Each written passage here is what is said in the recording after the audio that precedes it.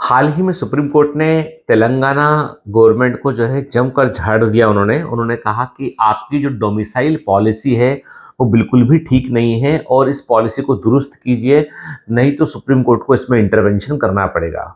दरअसल बात यह है कि तेलंगाना के अंदर जो डोमिसाइल सर्टिफिकेट उन्हीं बच्चों का वैलिड है, उन्हीं को डोमिसाइल माना जा रहा है एमबीबीएस के एडमिशन के लिए, जिन्होंने 9th 10th 11th और 12th तेलंगाना से किया हो।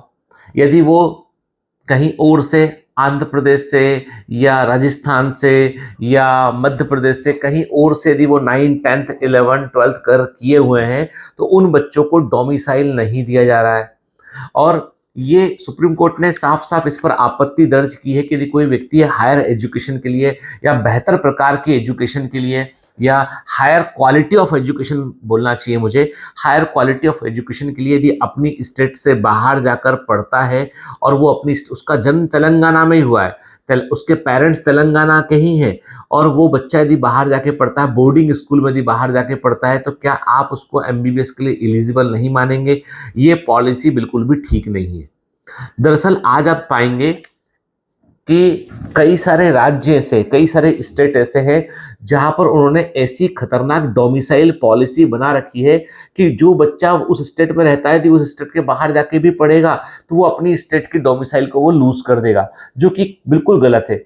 मैं तो इसका सख्त विरोधी हूं कि ये जो डोमिसाइल के नाम पर बच्चों को परेशान किया जा रहा है। जैसे आप देखिए दिल्ली के अंदर, यदि आप आपकी गलती से इतनी सी कि पेरेंट्स दिल्ली के हैं और दिल्ली में आपका जन्म हुआ है, अब दिल्ली में इतनी कम सीटें और इतना हायर कट ऑफ है कि आपके नंबर अच्छे होने के बावजूद आपको एमबीबीएस की सीट दिल्ली के अंदर नहीं मिल रही है। वहीं यदि आप आसाम में हैं, मिजोरम में हैं, तो वहां पर आपको कम नंबर पर भी सीट मिल रही है। मतलब एक एग्जाम, यूनिफाइड एग्जाम करने के बाद फिर आप उसके स्कोर पर कहीं सीट मिलती है, कहीं सीट नहीं मिलती है। तो मैं कहता हूं कि ऐसी व्यवस्था का मतलब क्या है? अब आप बोलोगे सर ऑल इंडिया कोटे में 15% सीटें तो हैं, वहां से ले ले बच्चा। देखो सच्चाई तो यह है कि बहुत सारे बच्चों में हर साल देखा बहुत सारे बच्चों के साथ इनजस्टिस हो रहा है। स्पेशली बिहार के, यूपी के, राजस्थान के बच्चे जो है ना, वो ज्यादा पढ़ते हैं। तो क्या उनकी गलती है इसमें? क्या उनके ज्यादा पढ़ने के लिए उनको हमें पनिश कर देना चाहिए? मैं कई बार देखता हूँ राजस्थान का बच्चा जिसके नंबर बहुत, 24 की नीट की बात करूं, बहुत अच्छे नंबर थे उसके, सीट नहीं मिला। उससे कम नंबर वाले बच्चे को आसाम में, कर्नाटक में सीट मिल गया उसको। मध्य प्रदेश में मीडियोकर स्कोर है तो भी सीट मिल जाता है, लेकिन यूपी के अंदर हायर स्कोर है तो भी सीट नहीं मिलता है। तो मतलब यह है कि जिन राज्यों में गरीबी, पिछड़ापन है, जिन राज्यों में बच्चे अधिक पढ़ना चाहते हैं, अधिक बच्चों में कुछ कर गुजरने की चाह है, उन बच्चों के में कॉम्पिटिटिव स्पिरिट ज्यादा है, तो कट ऑफ बहुत ऊपर जा रहा है, सीटें कम हैं। और सबसे बड़ी बात यह, इसका मतलब तो ये कि कंपटीशन करना ही नहीं चाहिए लोगों को। मतलब मतलब मैं आपका सिर्फ ओपिनियन जानना चाहता हूं कि ये क्या सही है?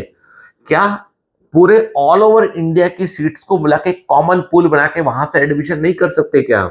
ठीक है, क्यों इतनी कॉम्प्लिकेटेड कर रखा हमने? आसाम तो आसाम, महाराष्ट्र तो महाराष्ट्र, ठीक है, क्यों हमने इसको इतना कॉम्प्लिकेट कर रखा है? क्यों हम इसको बच्चों को इक्वल अवसर क्यों नहीं दे सकते हैं? पता नहीं, मुझे एक समहाउ कहीं ना कहीं ये इनजस्टिस लगता है मुझे।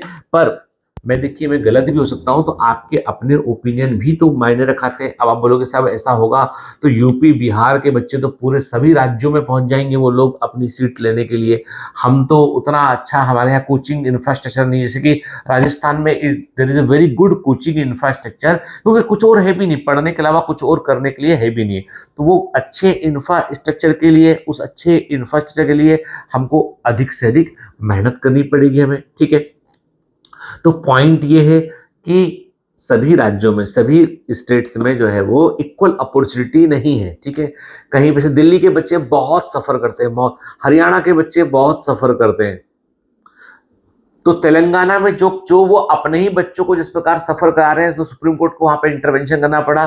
तो एक मतलब मैं कहता हूँ सुप्रीम कोर्ट बिल्कुल सही वजह कह रहा है कि भाई कि आप ऐसा कैसे कर सकते हैं। मान लो कोई बच्चा बोर्डिंग पढ़ने के लिए दून स्कूल चला गया, देहरादून चला गया, या मान लीजिए वो अपना पंचगनी चला गया, कहीं भी किसी किसी भी जगह पढ़ने चला गया मान लीजिए, तो क्या वो इलिजिबल नहीं है अपनी स्टेट में डोमिसाइल के लिए? तो बड़े खतरनाक से नियम बने हुए हैं। तो सरकार को एक बार जितने डोमिसाइल के नियम है इनको रिविजिट करने की जरूरत है कि भैया आप इतना खतरनाक नियम क्यों बना के बैठे हैं आप, ठीक है। और फिर मैं तो सोचता हूँ कई बार कि नीट का जो एग्जाम है ना वो एक होना चाहिए ऑल इंडिया कोटे के लिए, और हर स्टेट को अपना एग्जाम खुद लेना चाहिए। जैसे पहली व्यवस्था थी हम लोगों के समय में, वो बेहतर व्यवस्था थी। अब उसमें यही कि हमको इंश्योर यही करना पड़ेगा कि पॉलिटिकली लोग करप्शन ना करें वहां पे। जैसे मध्य प्रदेश में एक जमाने पर व्यापम घोटाला हुआ था, ठीक है। तो हर जगह के अपने प्रॉस एंड कॉन्स है, पर मुझे लगता है नीट का एक स्कोर उसको लेकर जो है जिस तरह का कन्फ्लिक्ट है वो कहीं काफी हद तक ठीक नहीं है। मैं आपके ओपिनियन जानना चाहता हूं, आप जरूर कमेंट में लिखिएगा। जो बेहतर होगा उसको हम अगले वीडियो में उसको मैं उसके बारे में बात भी करूंगा।